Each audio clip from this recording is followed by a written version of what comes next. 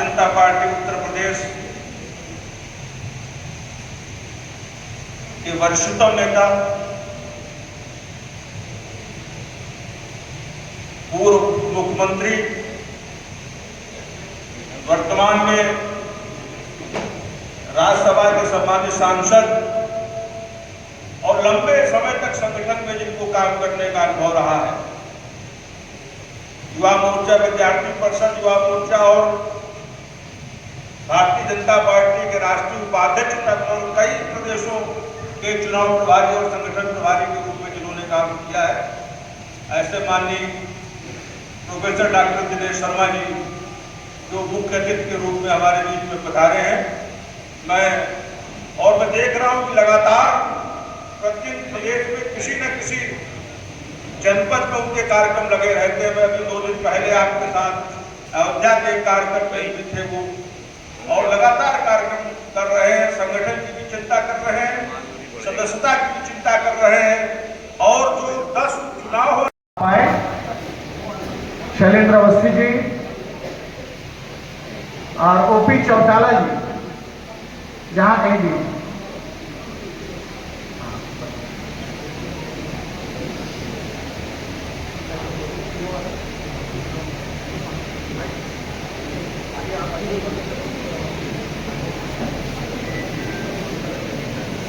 हमारे भारतीय जनता पार्टी के नेता श्री साइगेन द्विवेदी, जिला महामंत्री राहुल मिश्रा, साइगेन अवस्थी, आज लोग पुष्प गुच्छ के द्वारा हमारे माननीय मुख्य अतिथि जी का स्वागत करते हुए आप सभी लोग कर्तव्य ढंग से स्वागत करें।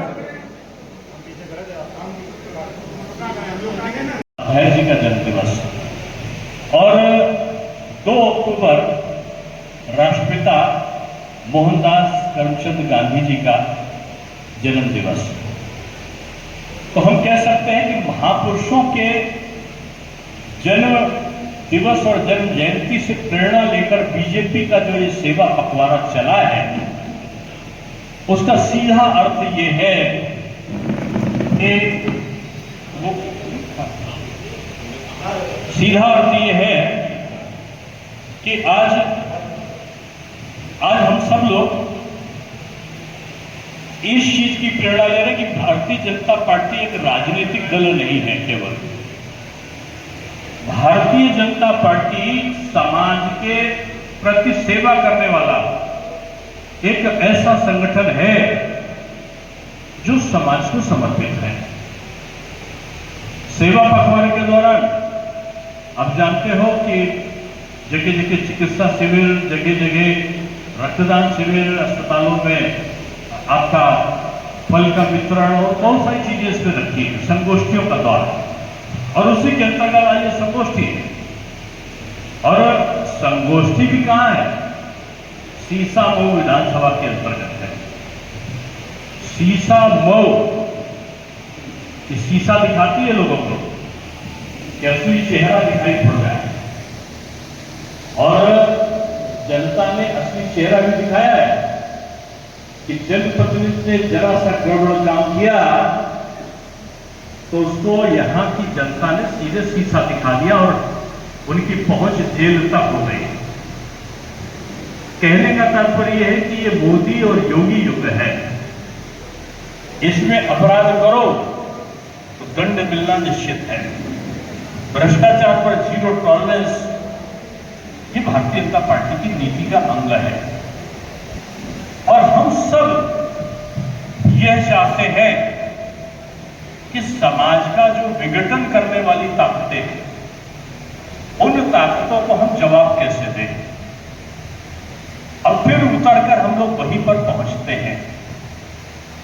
ऐसे लोग जो समाज को बांटना चाहते हैं, काटना चाहते हैं, छांटना चाहते हैं, अलग अलग करना चाहते हैं, हिंदू और मुसलमान में दंगा, अनुसूचित और पिछड़े में भेद, सवर्ण और अन्य जातियों का भेद, ये जातिवाद चलाएंगे, संप्रदायवाद चलाएंगे, क्षेत्रवाद चलाएंगे, और भारत कमजोर कैसे हो, इसकी कल्पना विदेश करें तो समझ विदेशी शक्तियां करें तो समझ में आता है, लेकिन सत्ता के लिए लोलुप पार्टियां जो कोर्ट के ऊपर एक नकली जनेऊधारी लोग या जो लोग जाति का दुष्चक्र चलाकर, आज ही एक नेता ने भाषण किया कि हमारी आबादी बढ़ गई, मुस्लिम की आबादी बढ़ गई, अब हम देख लेंगे। ऐसी भाषा उत्तर प्रदेश में ठीक नहीं है।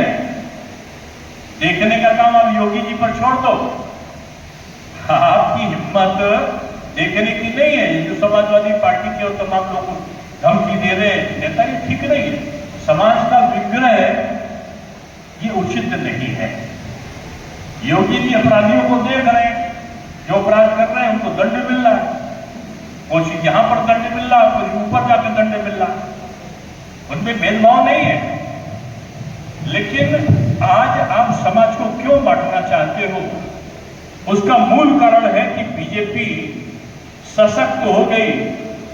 तो सशक्त होने के कारण जो भारत में मुख्यमंत्री जी का स्वागत कर रहे हैं।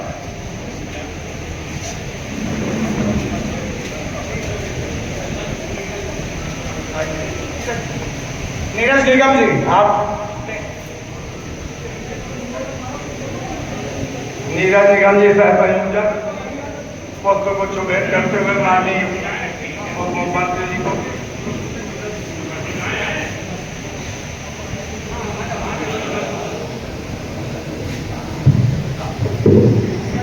सभागार में आते ही चारों मां सरस्वती का पूजन वंदन करके कार्यक्रम का आरंभ। हरि ओम चंद्रमा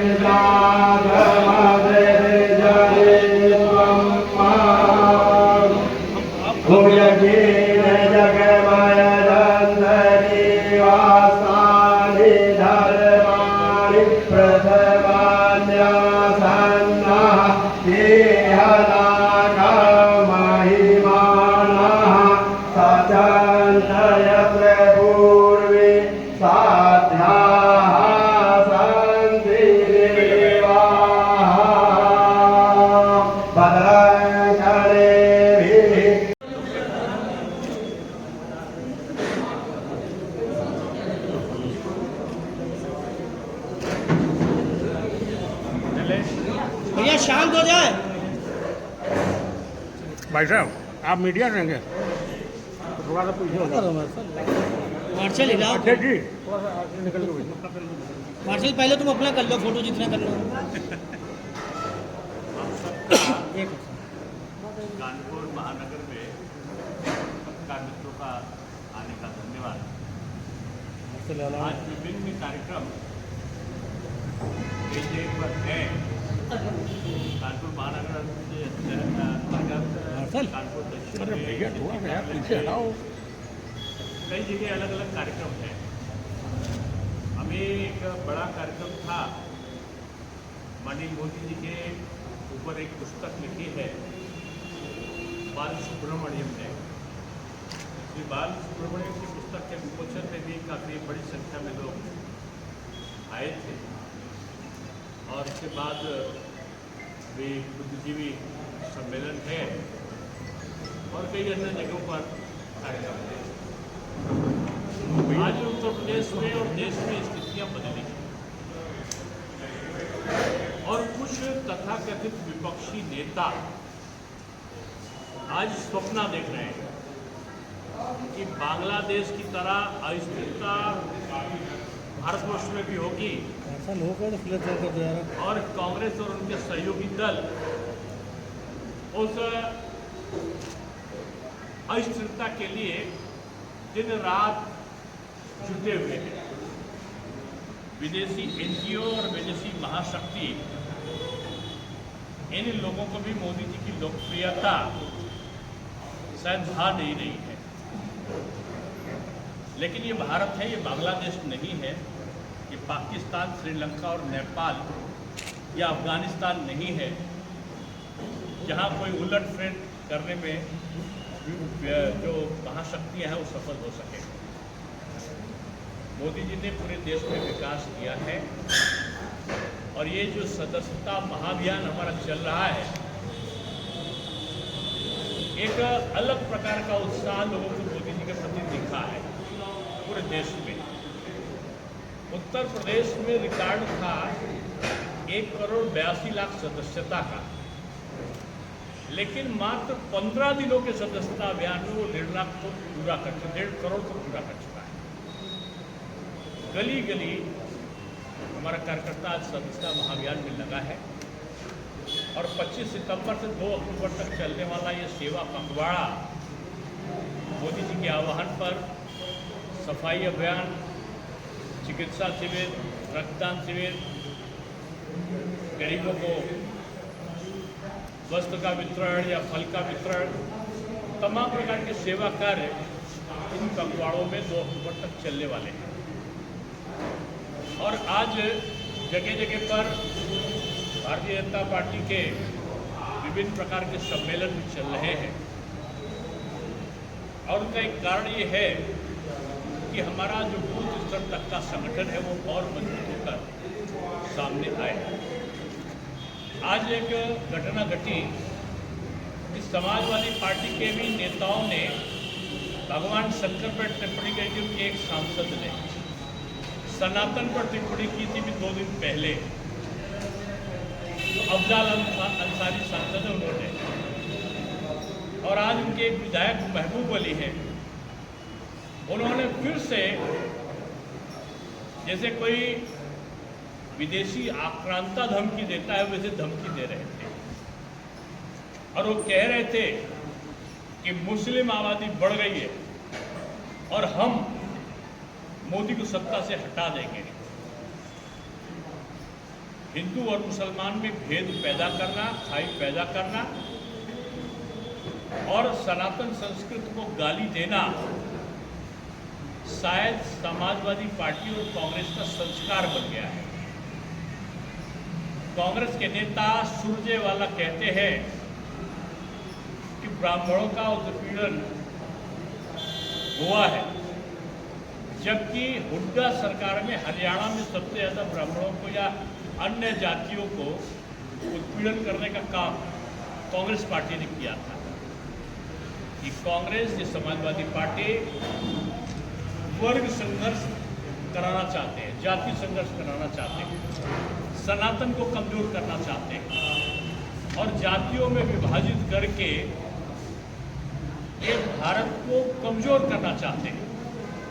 विदेशी महाशक्ति भारत की बढ़ती हुई ताकत को देखते हुए डरे हुए और शायद इसीलिए वो विपक्षी दलों के सहायता से जाति विग्रह और सांप्रदायिक विग्रह करना चाहते हैं।